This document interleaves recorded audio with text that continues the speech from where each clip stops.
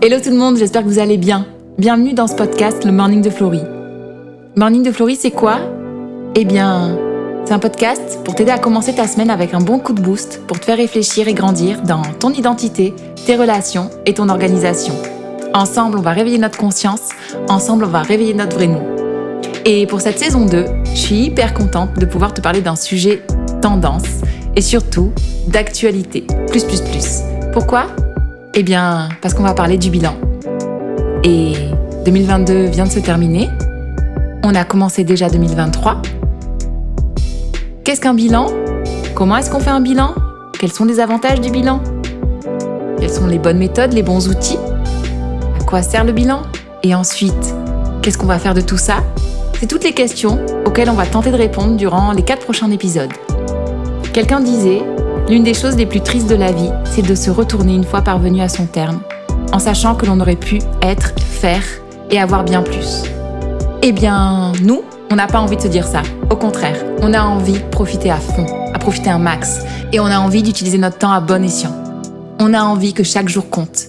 Et si toi aussi, tu veux que 2023 ce soit ton année, si toi aussi tu veux que 2023 soit à la hauteur de tes attentes et de tes espoirs, eh bien rejoins-nous et écoute ce qui suit. Dans cet épisode 3, je vais vous parler des bons outils pour faire un bon bilan. On a commencé à en discuter dans l'épisode 2. Je vous expliquais que bien sûr, il existe plein d'outils et plein de méthodes pour faire des bilans. Après, tout est une question de choix. Et nous, chez My Blueprints, on a mis l'emphase sur 2 outils qu'on connaît, qu'on utilise et qu'on sait sont hyper pertinents et surtout vont nous aider à tirer les bonnes conclusions pour pouvoir mettre en place par la suite un plan d'action. Donc si vous n'avez pas écouté l'épisode 2, je vous invite à aller le faire avant d'écouter celui-ci. Pourquoi ? Parce que dans l'épisode 2, je vous partageais les étapes indispensables du bilan. Et forcément, la méthode en fait partie, mais pas que. Si vous avez la méthode mais que vous n'avez pas le reste, ce sera compliqué. Donc foncez, allez écouter l'épisode 2.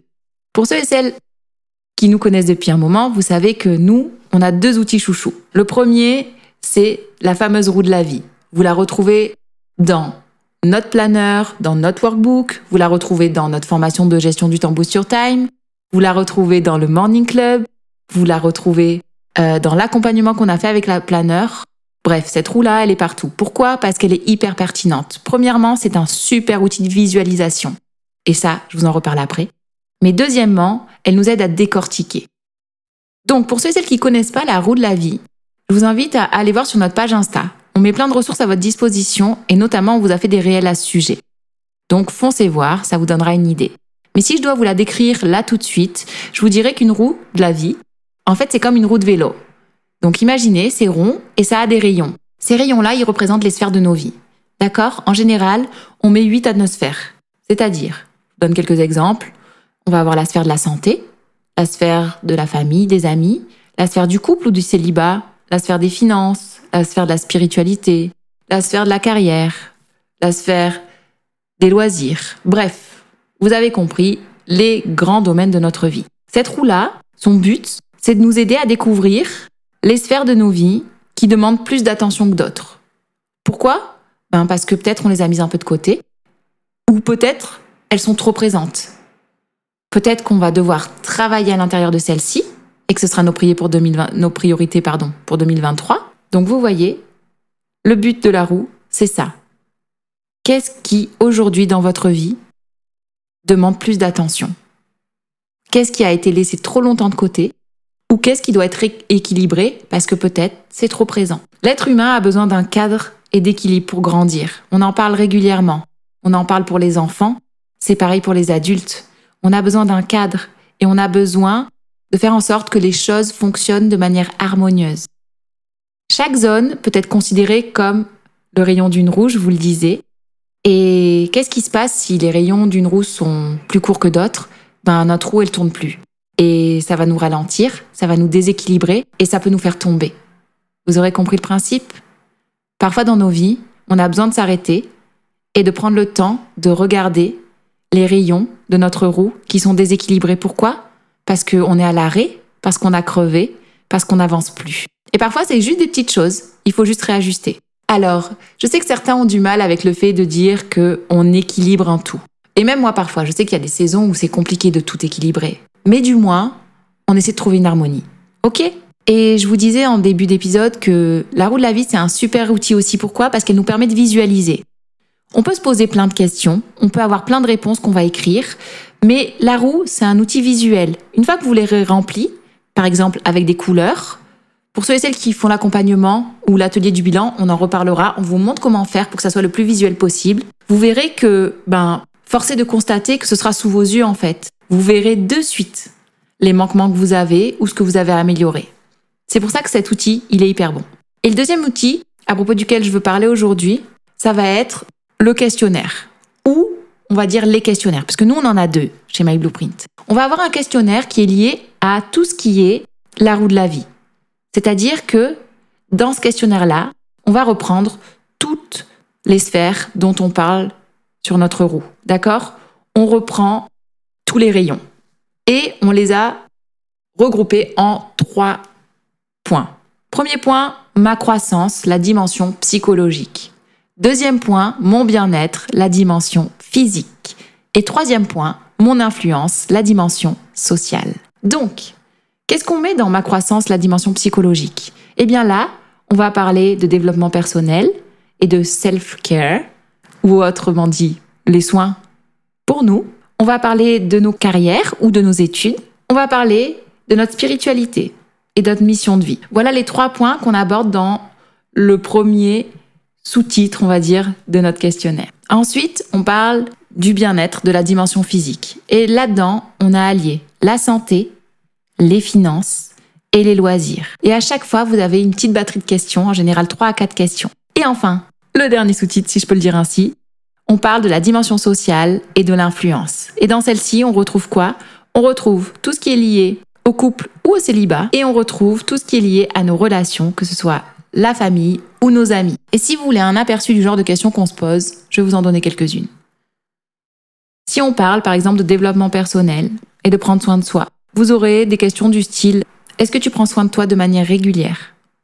Est-ce que tu peux me citer 5 de tes forces, de tes faiblesses et de tes compétences ? Est-ce que tu sais dire non afin de faire passer tes propres besoins en premier ? » Dans la partie carrière, vous aurez des questions comme « Même si tu n'étais pas payé pour travailler, quel métier pourrais-tu faire ?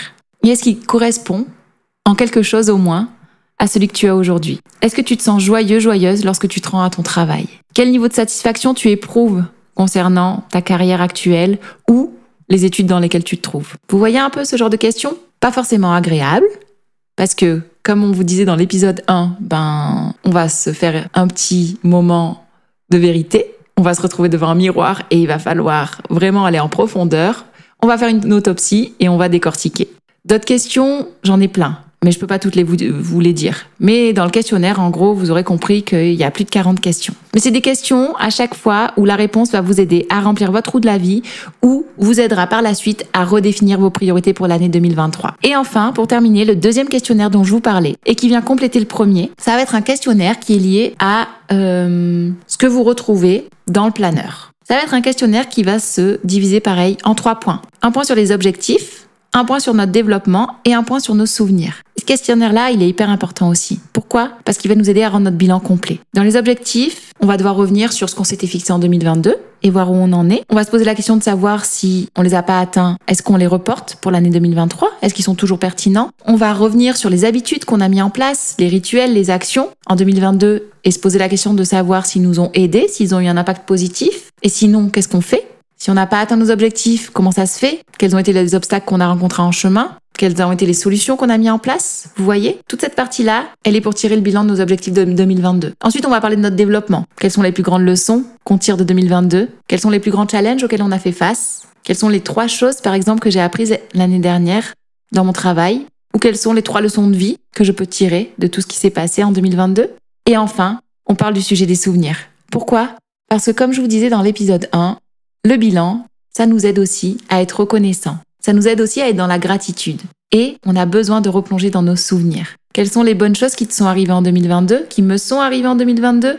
Quels ont été les moments les plus mémorables et importants de ta vie ces 12 derniers mois ? Est-ce que tu peux m'en citer 3 par exemple ? Quelles ont été les 3 meilleures décisions que tu as prises l'année dernière ? Quels sont les 3 mots-clés qui peuvent décrire ton année 2022 ? Et les 3 mots-clés que tu aimerais voir se réaliser pour l'année 2023, celle qui est là, celle qui vient d'arriver ? Voilà un peu le style de questions qu'on va vous poser. Donc vous l'aurez compris, faire un bilan, ça passe par une méthode avec des bons outils. Pourquoi ? Parce qu'on a besoin de faire ensuite un plan d'action. Et pour rédiger notre plan d'action, il faut qu'on ait trouvé les bonnes réponses.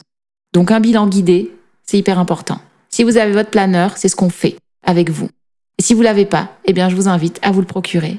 C'est comme ça que vous pourrez être aidé et c'est comme ça que vous pourrez avancer et surtout tirer les bons constats, tirer les bonnes leçons de 2022 pour commencer 2023 du bon pied et vous assurer que vous allez faire de cette année 2023 la vôtre. Je vous laisse avec ça. J'espère que c'est venu vous challenger un peu.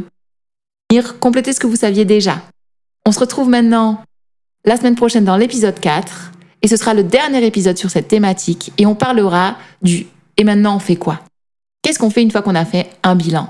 Oui, c'est bien gentil. Maintenant qu'on est devenus les pros, il se passe quoi ? Eh bien ça, ce sera pour la semaine prochaine. Allez, à bientôt. Et voilà, cet épisode se termine. Merci de nous avoir écoutés. Si cette thématique te parle et que tu as envie d'aller plus loin, on a une surprise pour toi. Tu peux utiliser le code podcast en allant sur notre site et commander ton planeur 2023. Grâce à ça, tu vas bénéficier d'un tarif préférentiel. Alors vas-y, fonce, c'est maintenant. Et si tu as déjà ton planeur, ou que tu as déjà un planeur, eh bien, tu peux aussi nous aider. Premièrement, viens nous dire si tu as aimé le podcast. Sur la plateforme iTunes, eh bien, tu nous mets un 5 étoiles. Et si tu n'utilises pas iTunes et que tu es sur une autre plateforme, que ce soit Deezer, Spotify, on est partout. Tu peux nous laisser un commentaire. Également, tu peux aussi partager sur tes réseaux ou transférer à ta famille, ton entourage, tes amis, à quelqu'un qui a besoin d'entendre ce message-là. N'hésite pas à diffuser. Au plus on diffusera, au plus on impactera. De mon côté, je te souhaite une belle journée et on se retrouve très vite pour la suite. Bye bye.